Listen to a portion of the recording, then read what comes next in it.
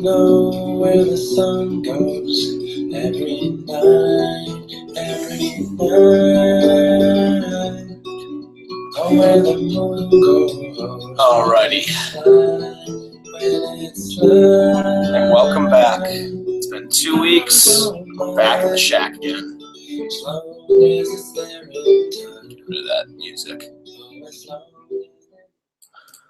Only so much that I can do with that album from Streetlight and Thomas Kalnoky. Kind of have made that into a thing here. But I played that song today more in particularly because of the part one of the two subjects that I have with me here today.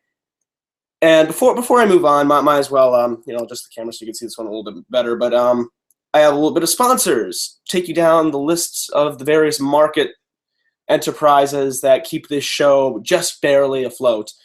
First off, go check out Distance Arts, and that's a little crooked I now see, but as you can see, I make some awesome space art that will be for sale on Etsy soon enough.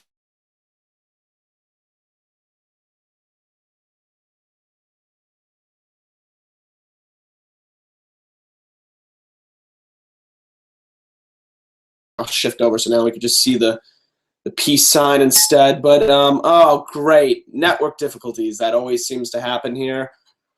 Let's see if we can get this to work real quickly. Oh damn, drat. All right, I'm gonna assume that we are still rolling and that the camera is still at least getting the feed here, so I'll continue on. With Privacy Shield, we'll have that code up by at least next week, hopefully, so that we could truly see who's got the better privacy software for the sponsors on this network. No, I'm just kidding. But anyone who wants to block companies like Google, Facebook, the NSA, and anyone who's really trying to do that, I think is doing a good job. And the fact that there's more softwares out there in the marketplace just goes to show you that they'll all be able to build off one another and really give us a good product in the end. So yeah, just stay tuned and you'll hear more about Privacy Shield and the other software that they will be having coming out soon. It's Win something. I forget exactly what it is, but it's also Win something. So we'll see. It's really good. The other software I find really way more helpful than Privacy Shield, but it's a totally different thing, totally different ball game. All right. Anyways, I have one last sponsor and my first article for the Pontiac Tribune, news source, kind of like in the same ballpark as things like the Anti-Media, is up now. I reviewed the first Pink Floyd album. Tonight I will try my best to get my second article up, which is a look at the works of Gustave Le Bon and what we can learn from him. Called it Le Bon's World, because like it or not, as I've said on this podcast before, we are all living in Le Bon's world. All right. Now to move on to the subject that sort of still kind of grasping and coming to terms with. And well, first off, I do eventually have to come back and talk about natural law and the NAP again. Someone pointed out to me an inconsistency in that video, and I'm not one to run away from problems. I've said things wrong. So I will eventually come back and fix that problem with the NAP and natural law. But I'll do that on a later date, because when I talk about things on the show, it normally is because I talked about it earlier in the week with people or in a passing conversation with someone. And then I thought, I should have elaborated on that more. I could have done this or I could have said that. Like it's so that's where this podcast is normally come into play. And the last week has just been filled with death and the disillusion of death and all sorts of things for me. And it has not been a fun time. Like after I do this podcast, I have to go bury my pet snake, which is now sitting off camera here in his cage with a towel over it. May spirit rest in peace. And, it got me thinking, like back when I went to Christian school when I was younger, I remember the dog I had since I was like a little kid that my parents got like right before I was born. I remember when he had passed away, and the answer I got from the Christians was very close-minded, to say the least. Pretty much telling me that, oh, your dog didn't go to heaven. Well, okay, where did he go? Oh, it doesn't matter. Well, okay. I mean, I kind of had a close relationship with this animal, whether it be a human or not. I mean, it seems very closed-minded just to say that just because animals aren't directly humans, they don't really go to heaven. I mean, I'm not a Christian by any means. If anything, my view on the afterlife is very scattered. On one end, I feel like it could be like Epicurus, where we're here one second, we're gone the next, and whatever is then, we're just gone. But on the other end, I feel like it could be like Cicero, where in a sense the body ends, but the soul, but the essence of what made that person them continues. I'm very on the wall with these two theories. And, you know, I remember a deist friend of mine put forward the most interesting theory, because it seems like when someone dies, it's either heaven, nothing, or reincarnation. Those seem to be the big three that people seem to really push. And a deist friend of mine kind of tried to take out a pen and paper and kind of design out his own thing. And I tried explaining this to a good anarchist friend of mine, and he immediately tore it apart. But I thought the idea enough was interesting that it was worth sharing. Basically, after you die, reality becomes something of totally objective to you. You are now the master of that reality, and you create it how you seem fit. For instance, if you wanted to model the reality that you have after death, after everything that you had now, you may. But if you want to do it nothing like that, you can. And the friend went into great detail about this. For instance, if you wanted a cake in that reality, all you had to do was imagine it be there, and then it was there. And you know, on paper, this sounds like a wonderful ideal for an afterlife. But then I got to thinking of Alan Watts and what he had to say about about dreams, because he has a really, and if you've never seen Alan Watts, just go look up Alan Watts Inception or Alan Watts Dreams, and you'll find this really interesting video of him talking. If it hasn't been flagged yet, thanks a lot, assholes who have been flagging down all the Alan Watts videos. But basically, he points out that at first it would be a dream. You would do everything that you want to do, but you can't.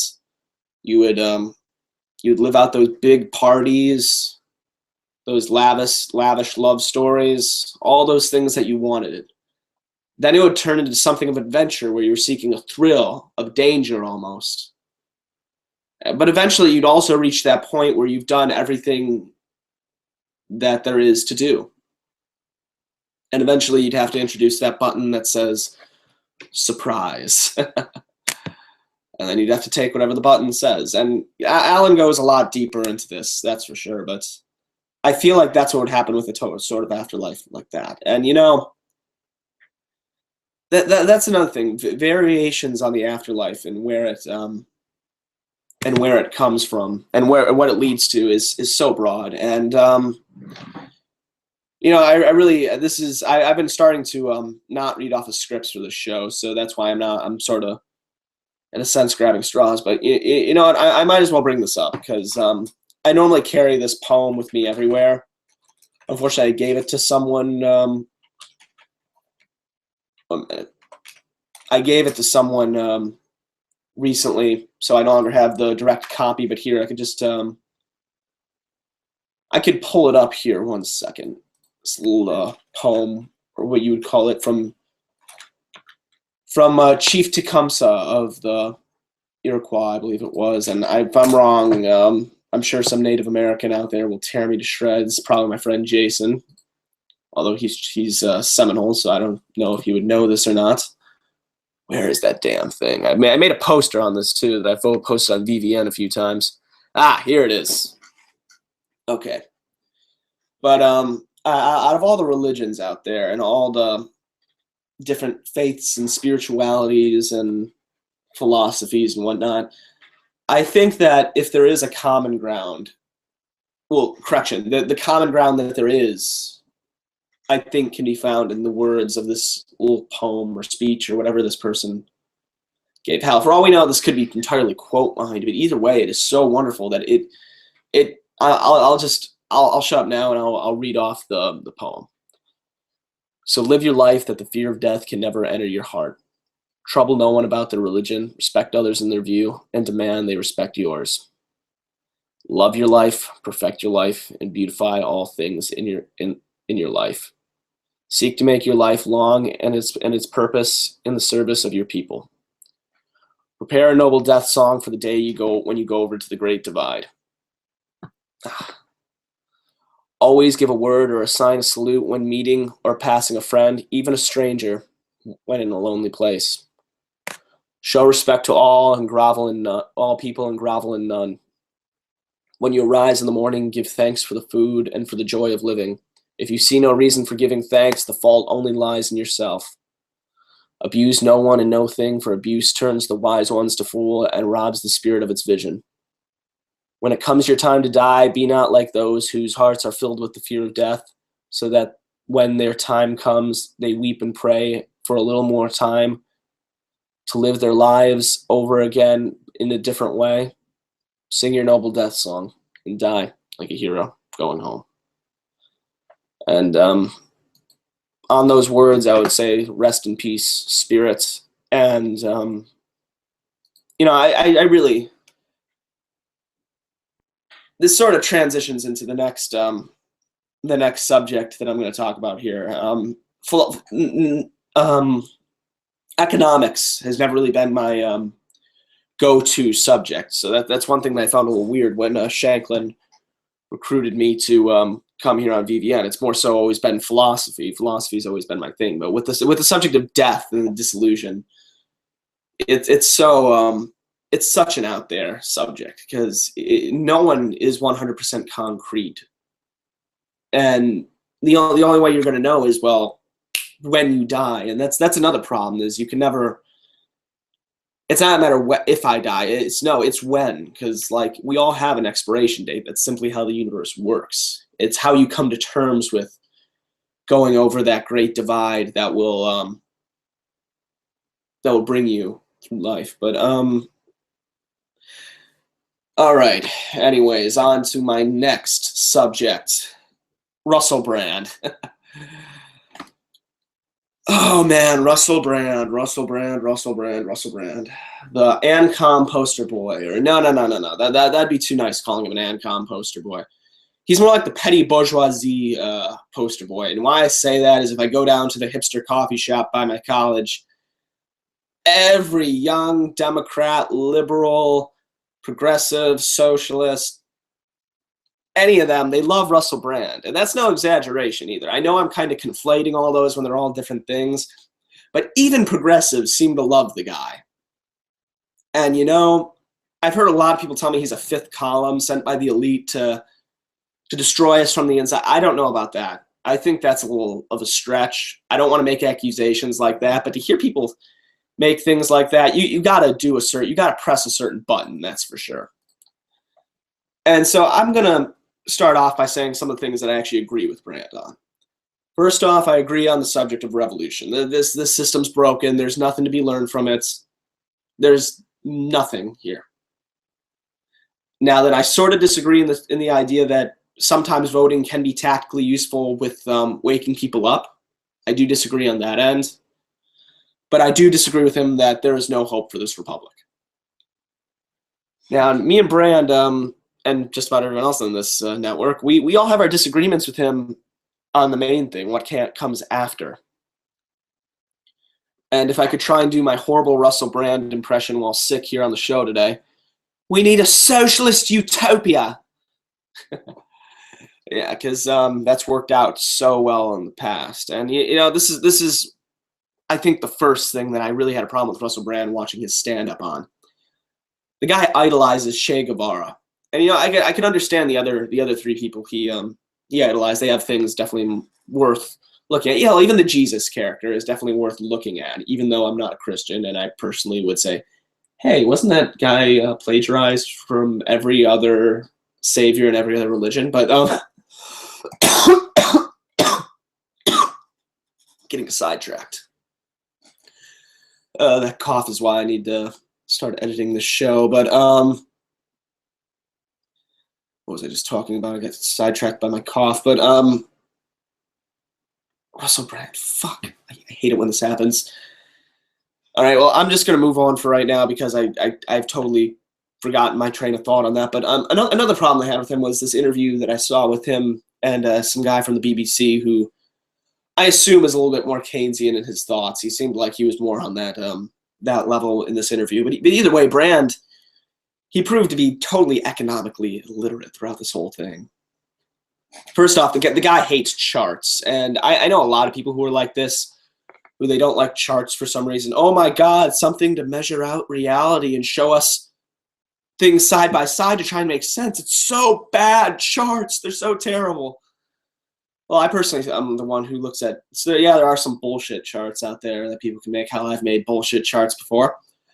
But there are a lot of ones that can bring good insight too. And I think that's Brand's problem, is he's so quick to write off charts like that.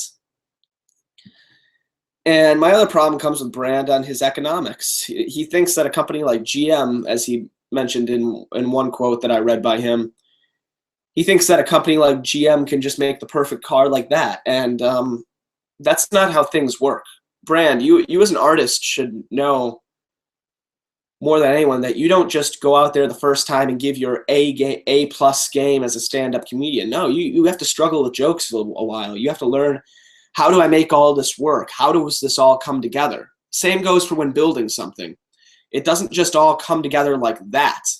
It's not like an IKEA box where you get it all and you put it all together and then you realize that you're missing one piece. Okay, that's nothing like it at all, but still. When you're putting something together, you're going to have those errors and you're going to have those flaws. That's just how it works.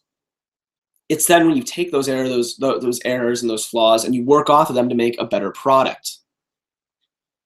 Companies like Coke don't just create new Coke so that they can scam people. They lost lots of money with that. It's just, I don't understand how anyone can think that such a thing could be capable, because to totally think that it's capable of, that people are capable of making things perfect like that would be to suggest that humanity is perfect. But we are not. Humanity may not be evil, but we are certainly not a perfect species.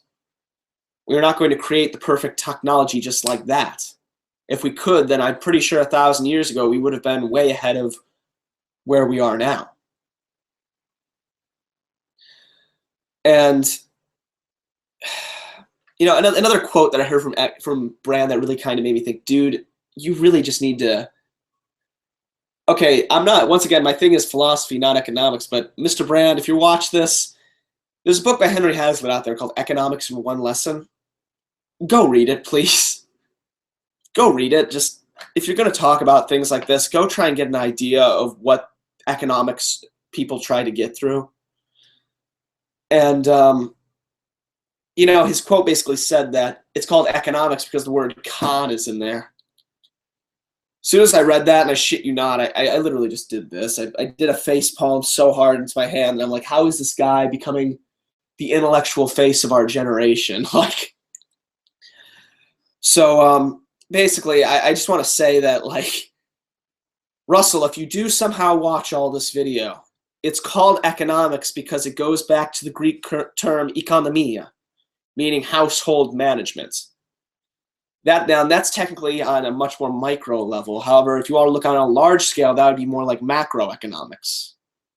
And that's where the whole micro and macro things come in. Now, and I'm not going to go too much deeper into there, and you can probably go check that out with some of the other people who are more economic savvy here on the site, but that's just kind of a basic overview of it. It's not called economics because there's a con in there. I mean, cons can exist in the market, but once again, as I said before, humanity is not perfect. These types of things will somehow arise out of the more malevolent sides of human action. Oh man, just seeing this guy become the face of my intellectual side of my gen. I'm like, really, Russell Brand? Really? Because like I'm seeing people my own age posting quotes from this guy like crazy. I went on 2 dates with a girl who just read his book. I mean, for Christ's sake, why is this guy? I mean, the thing is, as a guy who's done stand-up comedy before and loves stand-up comedy with a genuine passion, I don't understand why he became the face. I mean, here's me being more of a critic towards his style of stand-up. Now, when you're that comedian who tells jokes about serious things and is able to repackage it, like George Carlin, Doug Stanhope, Lee Camp, there's a certain way you have to present it so that it's funny. You know what I mean? You can't just come up there and be serious and expect it to all come together as a joke. That's not how it works. You have to at least have a punchline in there too with your seriousness. For instance, Doug Stanhope, when talking about economics in one of his stand-up bits, to talk about Milton Friedman and Keynes, he turned that into a prostitute looking up at a building and saying, if they lay any more people off, more people are going to be out here sucking dicks for money. And he went on to discuss like it being a buyer's market and whatnot. And it was wonderful because, you know, he was able to take something serious and make it into something funny. In a way, the same thing could be said with Lee Camp with what he had to say about sex offender lists. Like, how do you know that they're not using it to find their friends? Like, these things work because you're taking something from real life, a serious thing, and you're somehow twisting it into a way that can be presented comedically. Now, the biggest problem with Russell Brand is it seems like he gets so caught up telling a story, so caught up trying to convey a mood, to tell you something, that he forgets to put the joke in there. He forgets to present an accurate punchline. Like, when I'm watching this guy's stand-up, I'm just sitting there wondering, like, when is there going to be a punchline to this? Like, I'm not going to lie, the guy had got me laughing a few times. For instance, I, for some reason, thought it was funny when he was talking about Gandhi and how Gandhi's wife died. He somewhat did present that in a somewhat funny way. Yeah, you'd think that I wouldn't want to take that medicine now, but I think I will. If any of you remember that from Messiah Complex at all. Hopefully I'll be feeling better next week so we won't have to deal with this. Feels good to be back in the shack recording again. But yeah, it really confounds me on how this guy has become the intellectual face of my generation. Especially when there's so many other good comedians out there to choose from. I mean, last generation, it seems like they had George Carlin, a guy who's become a legend in stand-up at this point.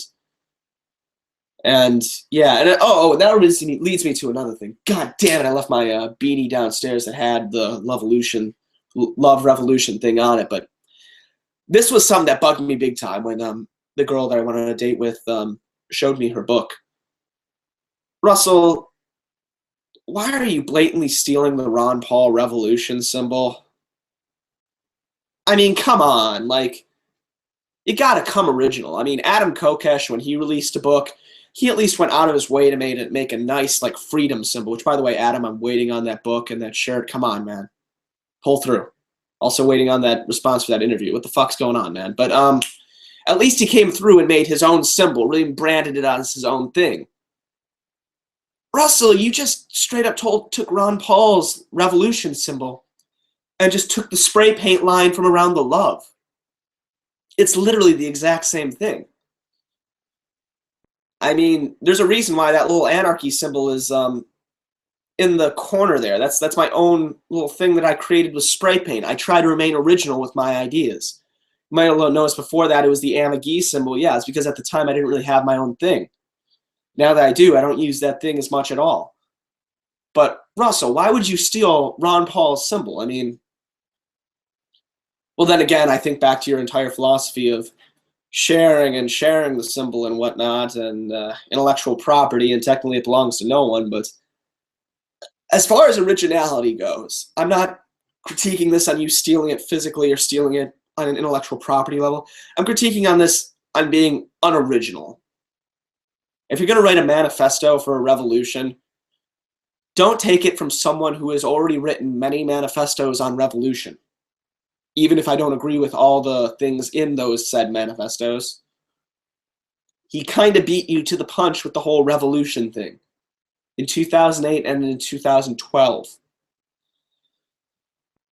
Oh man, I wish I could remember what I was going for in that first point I made about Russell Brand, but if I do, I'll definitely come back and fix it on another episode. But anyways, I'm sort of reaching the end of my time here, and I'm probably going to have to go bury my old friend from middle school sitting on the shelf by me with a towel over him right now.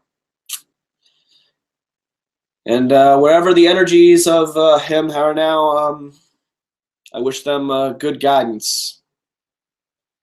And for my one viewer who stuck out this whole show and hopefully enjoyed it, I hope you come back next week. Viewer number 2, I hope you enjoy whatever's on next here on VVN. Oh, what else is there to say? Okay, go check out Distance Arts. Seriously, message the Facebook page before it's on Etsy, because I'm gonna have to start jacking up prices for shipping when it's on Etsy. If you go and message me now, we can work out other things. Hell, we might be able to do Bitcoin, silver. Like, I'm open to alternative forms of trade too. Hence that's why Distance Arts has the Agora. That's why I have that little Agora symbol I created. Check out the Pontiac Tribune. Seriously, I now got that other article either coming out tonight or tomorrow. We'll see what happens, because I go bury my friend over there. And yeah, see, the Tribune is definitely has been taken off pretty well. It has some good articles up. Maybe go check out my first Pink Floyd, my review of the new Pink Floyd album, The Endless River. Tell me what you think of that first article for the Tribune. And finally, keep an eye out for Win Privacy. Next week, I should have that code out here. So if you go enter in that code, you can pump some money back into VVN and sort of help keep the Adorable Anarchist world afloat. And hell, who knows? Maybe I could actually start editing these videos. That way you don't have to sit here and watch me cough my guts up while I'm sick. All right, so I believe that's everything. And if you are still somehow watching, this is Mitchell Wiecek of the Adorable Anarchist world, pertaining to realism in the age of fascism. You all have a good day.